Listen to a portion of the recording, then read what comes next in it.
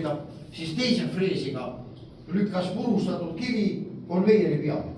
Ja see kettidest konveier laadib kivi kummilingi peale ringi ja pärast veel vagunitesse. nii et 2 korda oli ümberlaadimine. algul lindile, pärast vagunitesse.